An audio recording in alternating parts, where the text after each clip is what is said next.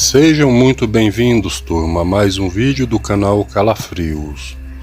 Para você que gosta desse tipo de conteúdo, eu peço que deixe aqui a sua inscrição. Deixe também o seu like, pois assim você também estará contribuindo para o crescimento e o fortalecimento do canal, e assim estarmos sempre trazendo conteúdos para vocês. E vamos de história.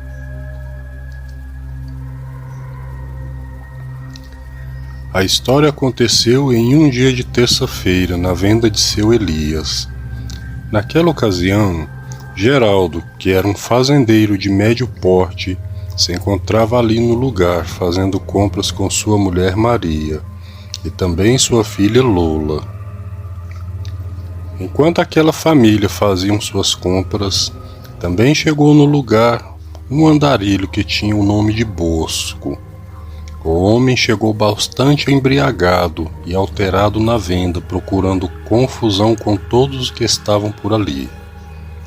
Chegou um momento em que Bosco começou a falar certas liberdades para Lola, sem ter o mínimo de respeito e decência pelos pais da jovem que se encontravam ali.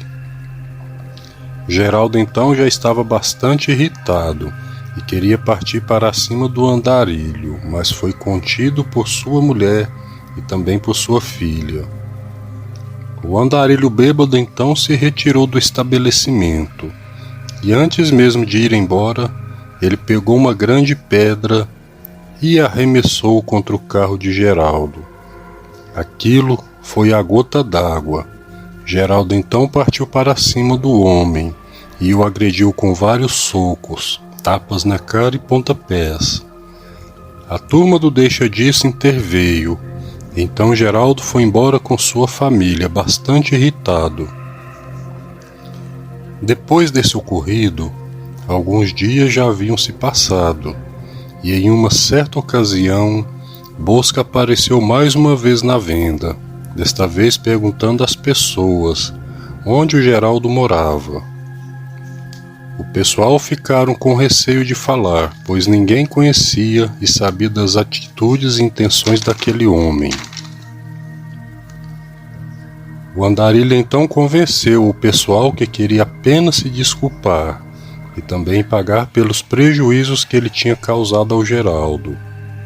Ele então ficou sabendo que o fazendeiro morava a 5 quilômetros do povoado, e o nome da fazenda era Fazenda Coronel, que ficava logo após a grande curva. Naquela mesma semana, Geraldo voltava para sua casa, e assim que ele passou pela grande curva, uma criatura que lembrava um cachorro muito grande veio em alta velocidade em sua direção. O fazendeiro conta que a coisa saltou em direção do lado do motorista e que o impacto foi tão forte que amassou a porta.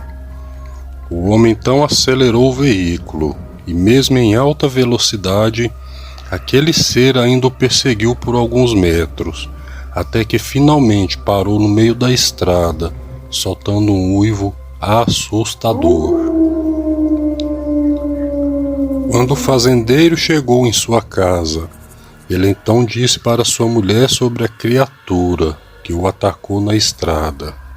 Maria ficou pensativa e disse que poderia ser algum lobo, ou talvez algum cachorro louco por aquelas bandas.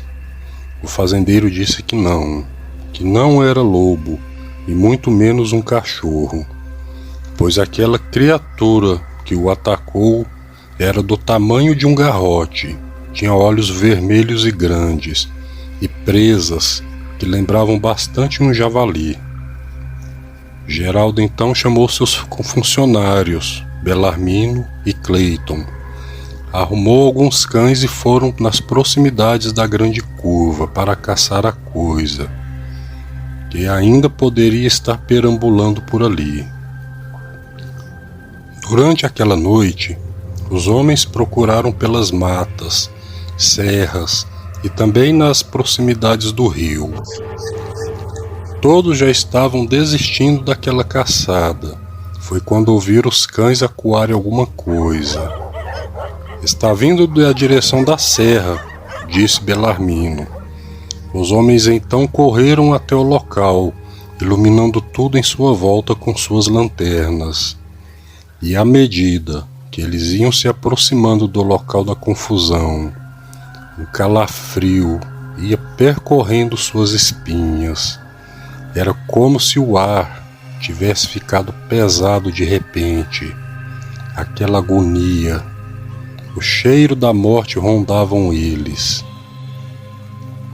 Quando os homens já estavam a poucos metros de onde os cães estavam lutando, um uivo infernal foi ouvido, e um dos cães foi arremessado violentamente contra uma árvore. É ele, disse Geraldo. A besta que estava atrás de um arbusto ouviu Geraldo gritando, e antes dos homens atirarem, ela fugiu por entre as árvores. Geraldo, Belarmino e Clayton deram vários disparos contra a fera, mas por conta da escuridão e também das árvores, eles erraram todos os tiros. É um lobisomem, afirmou Clayton.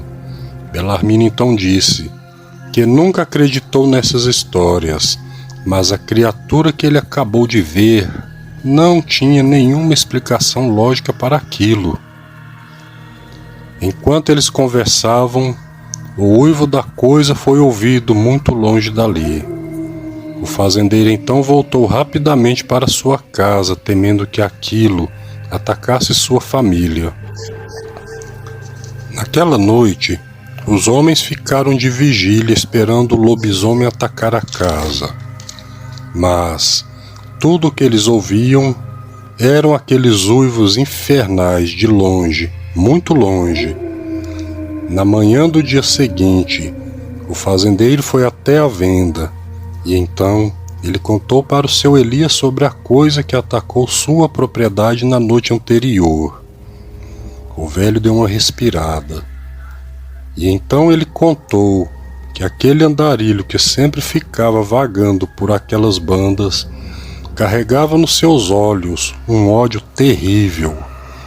Ninguém sabia de onde ele vinha e nem o porquê aquele homem era tão malicioso e arisco.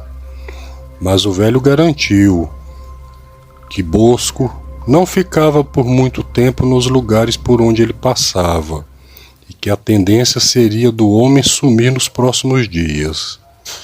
E de fato, o andarilho nunca mais foi visto pela região. Talvez tenha ido embora para outra cidade, ou talvez já tenha morrido. De toda forma, o fazendeiro nunca se esqueceu da noite em que ele foi atacado por um lobisomem.